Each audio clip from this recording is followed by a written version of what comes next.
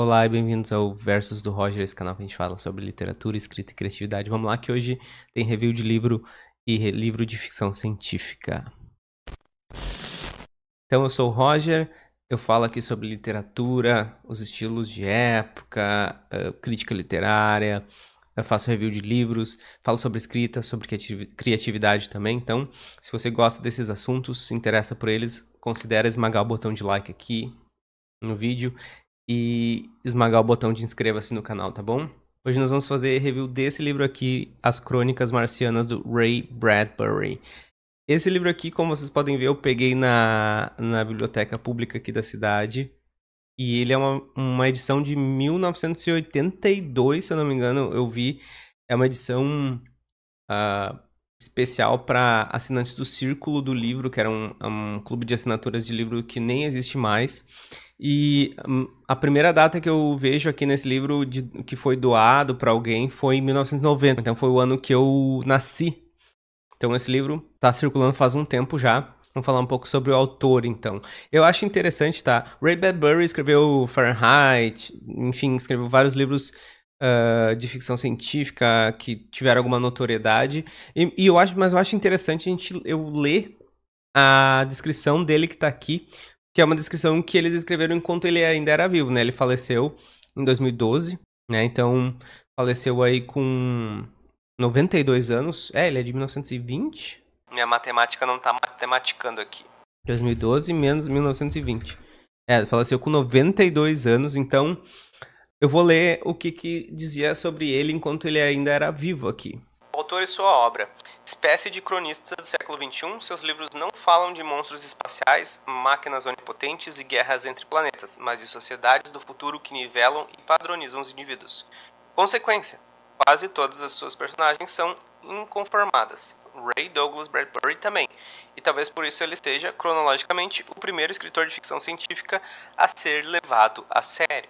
Nascido em 1920 em Waukegan, Illinois, de uma família de editores e jornalistas, Bradbury teve sua infância marcada pelo aparecimento dos quadrinhos de Buck Rogers nas páginas de jornal de propriedade da família.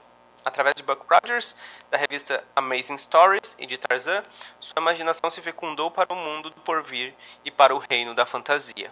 Acresce que a mãe e uma tia eram ambas apaixonadas pelo fantástico, e a mãe lia constantemente contos do gênero para o menino Ray. Daí a precocidade que fez dele, segundo confessa, uma odiosa criança mórbida. Aprendeu a fazer mágica aos 11, ganhou sua primeira máquina de escrever aos 12, e daí por diante viveu num círculo de fantasia e ilusão, colecionando histórias em quadrinhos, lendo-as num programa infantil de rádio, aparecendo em peças de teatro e escrevendo suas primeiras ficções profusamente ilustradas. Com o diploma do colégio nas mãos, já escrevia mais de 1000 palavras por dia. Como gostam de contar os estadunidenses. Eu mudei essa palavra aqui. E simplesmente queimou a maioria desses contos até publicar o primeiro, aos 19 anos, numa pequena revista da Costa Oeste. De 1941 a 1945, Bradbury colaborou incessantemente em Weird Tales e Amazing Stories, Astounding Science Fiction e outras revistas populares, até ver um sonho realizado. Em 1946, um de seus trabalhos aparece na seleção do ano The Best American Short Stories of 1946. Então, os melhores contos de 1946. Desde então, Ray Bradbury escreveu pelo menos um conto por semana. E os livros desse homem que, desde criança, devorava Edgar Allan Poe, Jules Verne, H.G. Wells, já foram traduzidos para 15 línguas, tornando-os um dos autores mais lidos não só nos Estados Unidos, mas também no Brasil, França, Inglaterra, Alemanha, Itália, Argentina e União Soviética. Lembrando que isso aqui é de 82, né? Entre suas obras mais famosas estão Carnaval Negro, o primeiro livro de Bradbury, publicado em 1947, As Crônicas Marcianas, O Homem Ilustrado, Os Frutos Dourados do Sol, Fahrenheit 451, adaptado para o cinema por François Truffaut, Outros Contos do País de Outubro, F de Foguete. Alguns desses livros já venderam mais de 1 milhão de exemplares nas edições de bolso só nos Estados Unidos, e continuam a atrair as novas gerações. Até hoje. Bradbury, no entanto, também escreve peças teatrais, roteiros cinematográficos. Moby Dick, baseado no livro de Herman Melville, é o mais famoso, poesias e programas especiais para a TV. Nesse ritmo, que o retém 4 horas diárias diante da máquina de escrever, vive em Los Angeles há quase 50 anos. Embora tenha acompanhado a mania dessa cidade pelo automóvel e pelas vias expressas, que hoje são um problema desgraçado, ele se orgulha de nunca ter dirigido um carro ou viajado de avião.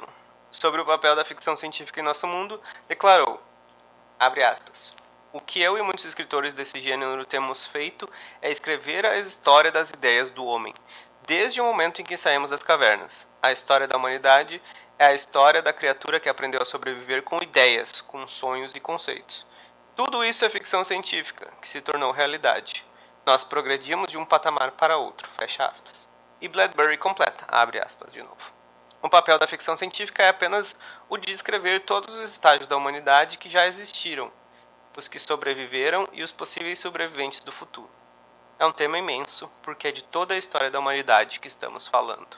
Fecha aspas. Então é isso que traz o livro sobre o autor. O livro em si é um compilado de crônicas, né, sobre uma possível colonização humana a Marte. E daí é legal porque foi um livro escrito em 1950, então não se sabia muito sobre Marte, então ele pôde viajar, que o ar era respirável, enfim, aquela coisa de ficção científica, né? Então ele trata dessa colonização desde que o primeiro ser humano chega num foguete em Marte até, né, assim, um desfecho que a gente não vai dar spoiler, mas segue uma ordem cronológica. E daí, é claro, sempre, como ele falou, sempre fazendo um paralelo com a própria história humana, né? Quando a gente escreve ficção científica, fantasia, quando a gente escreve sobre o futuro ou sobre um passado imaginado, a gente nunca está escrevendo sobre um futuro ou um passado imaginado, a gente está escrevendo sobre as relações humanas que a gente observa hoje, né? Então, claro, isso foi escrito em 1950, mas tem muita coisa no livro que é para se pensar até hoje. Então tem uma parte que eu marquei aqui que eles estão discutindo sobre os nomes das coisas em Marte. Então, Marte já tinha pessoas que moravam lá, os marcianos, né? Na realidade, nesse livro ele traz 2 espécies sencientes que dividiam o planeta, mas eu guardei aqui uma parte para a gente pensar um pouquinho sobre como as coisas têm nome e às vezes a gente quer renomeá-las porque, né, a gente está colonizando um lugar, a gente está querendo impor nosso pensamento sobre uma outra cultura, né? Então, abre aspas. Se me perguntarem se acredito no espírito das coisas usadas, responderei que sim. Estão todas aí. Todas as coisas que tiveram uso. Todas as montanhas que tiveram um nome. E nunca teremos condições de usá-las sem nos sentirmos desconfortáveis. Seja como for, as montanhas nunca soarão bem para nós. Poderemos dar-lhe novos nomes, mas os velhos nomes estão aí, em algum lugar no tempo.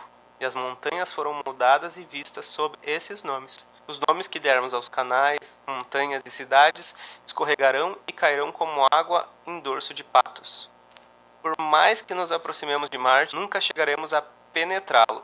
Ficaremos furiosos por causa disso. E sabe o que faremos? Nós o arrebentaremos, arrancaremos sua pele e o modelaremos à nossa imagem e semelhança. Então é isso, sobre como quando a gente chega às vezes até num relacionamento, num lugar novo, num território novo, e a gente quer renomear as coisas e modelar elas como a gente vê elas, não como elas realmente são. Então tem várias questões nesse livro que falam sobre a natureza humana de querer dominar, de querer se impor, de querer que o outro assimile o que eu acho que ele deve assimilar, enfim, aquela coisa de religiosa, cultural também, né? Tem um conto que é sobre como eles tentaram converter os marcianos, enfim, tem várias dessas questões.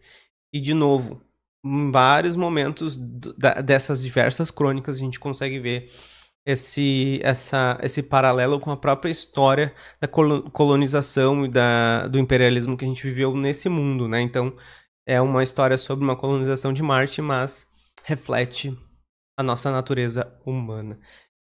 É um livro para se ler e pensar sobre o que está escrito aqui, é para se pensar sobre a nossa própria história, sobre como a gente chegou até aqui, né? Se você gosta de ficção científica, é um livro que tem essa densidade filosófica, mas que os contos, as crônicas, né, elas são curtas, então a gente pode ler mais tranquilo, assim, mais quebrado. Eu gosto de ler um capítulo até o final, né, sempre tive esse hábito de sentar e ler um capítulo, então as crônicas, cada uma delas é curtinha. Tem uma ou duas ali que são um pouquinho maiores, mas a maioria é curtinha, então dá para ler tranquilo. Né? Se você gosta de ficção científica, se você gosta de literatura, se você gosta de livros no geral, escrita, e chegou até aqui no vídeo, considera esmagar o botão de inscrito aí, se inscrever nesse canal, acompanhar o que eu tenho produzido, que a gente tá lançando vídeos toda segunda, quarta e sexta para vocês, tá bom?